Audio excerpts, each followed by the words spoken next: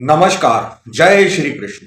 आज मैं एक बात राजनीतिक पार्टियों और उनके कार्यकर्ताओं से कहना चाहता हूं कि जब तक कोई कथावाचक राजनीति के बारे में और राजनीति से जुड़े हुए व्यक्ति के बारे में ना बोले, प्रचार या दुष्प्रचार ना करे, तब अगर कोई भी राजनीतिक कार्यकर्ता कथावाचकों का अपमान सोशल मीडिया में करेगा तो मेरे जैसे लोग जो कि ग्रंथों के बारे में पढ़ रहे हैं और अपने घर के आसपास, अपने प्रदेश में, अपने देश में भगवान की कथा होना बहुत शुभ मानते हैं और उस जगह पर भगवान का निवास मानते हैं जहां पर कथा हो रही हो, हम उन लोगों का, उनके नेताओं का दुष्प्रचार करने से पीछे नहीं हटेंगे जो कथावाचकों के बारे में सोशल मीडिया पर गलत पोस्ट करेंगे। अब मैं बताता हूं बात क्या है। कल रात में सोने से पहले मैंने एक पोस्ट देखी जिसमें 4-5 कथावाचक प्याज के बारे में कह रहे हैं और शास्त्रों में लिखी हुई बातों के हिसाब से वह बता रहे हैं कि प्याज को इसलिए नहीं खाना चाहिए। और उस पोस्ट के कैप्शन में लिखा हुआ था, देख लो अंध भक्तों।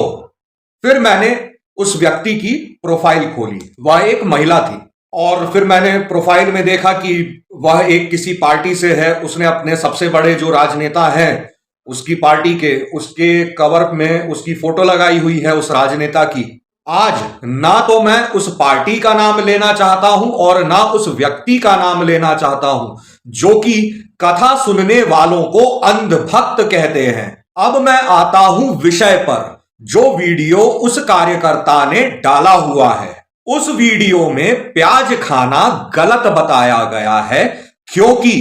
कुछ शास्त्रों और ग्रंथों में और कई लेखकों के द्वारा अलग अलग बातें अलग अलग किताबों, पुस्तकों में लिखी गई हैं। तो वह बातें कथावाचक प्याज के बारे में लोगों तक उस तरीके से उन लेखकों के लिखे द्वारा किताबों के हिसाब से हम तक पहुंचा रहे हैं कि प्याज खाना क्यों गलत है। उसमें एक कथावाचक ने यह भी कहा कि आयुर्वेद में लिखा है कि प्याज खाना अच्छा होता है।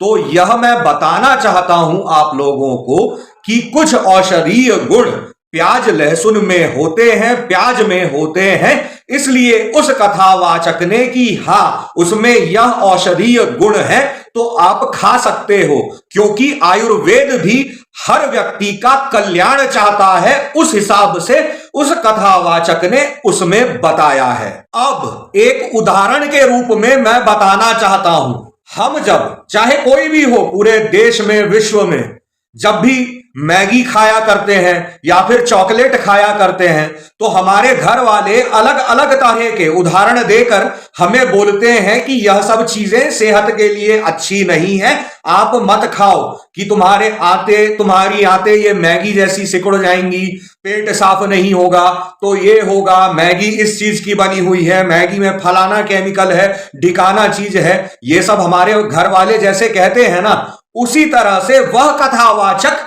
हम लोगों को यही बताना चाहते हैं कि शास्त्रों में इस प्रकार से लिखा हुआ है ताकि हम जो है प्याज खाना या लहसुन खाना छोड़ दें और बाकी नहीं छोड़ना है, नहीं खाना है। ये आपकी पर्सनल चॉइस है कि आपको खाना है कि नहीं खाना है, जो है सो है। और किसी के घर वाले ने चलो मान लिया कि उसमें मैगी में लिखा हुआ देख लिया कि चलो इसमें तो एक एनर्जी वाला चीज भी है कि इतनी किलो कैलोरीज इसमें है, एनर्जी तो मिलती है, चलो खा लेने देते हैं बच्चे को, कि उस तरीके से मैं इस उदाहरण को बता रहा हूं कि जिसमें औषधीय गुण है आयुर्वेद के हिसाब से प्याज के लिए बताया हो हमारे महाराज ने, तो उसके लिए मैं यह बता रहा हूं। तो इस प्रकार से वह सब कथावाचक यह बताना चाहते हैं कि प्याज हमें नहीं खाना चाहिए। अब उसमें यह राजनीतिक पार्टी की कार्यकर्ता या जो भी कार्यकर्ता है कि जो भी है उस पार्टी के लोग, अब उस पार्टी के लोगों की ही मानसिकता मुझे ऐसी लगती है कि वो हर कथा सुनाने वाले को कोई फालतू मानते हैं और हर कथा सुनने वाले को या तो अंधभक्त मानते हैं या तो कुछ नहीं मानते हैं, इसलिए वह सनातन का दुष्प्रचार इस प्रकार कर रहे हैं। और अगर ऐसा आगे चलकर हुआ तो एक बात मैं बता दे रहा हूं कि मेरे जैसे और लोग भी हैं जो कथावाचकों के बारे में एक शब्द भी उल्टा नहीं सुन सकते। तो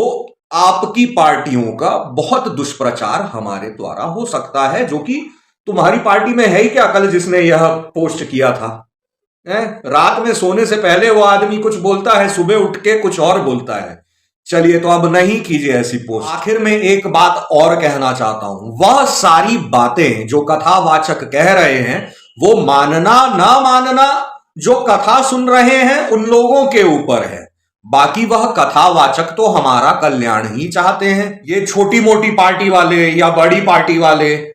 कथावाचकों के बारे में कुछ ना बोलें, अपना काम कीजिए जनता के लिए, जनता का दिल जीतिए और फिर सत्ता में आने के बाद अपना काम करते चलिए। और अगर ये कथावाचक राजनीति में आ गए तो समझिए कि ऐसी छोटी मोटी पार्टी वाले जो अभी ये सब चीजें लिख रहे हैं वैसी पार्टियां तो बन भी ना पाए। चलिए, बहुत बहुत धन्यवाद आप सभी का।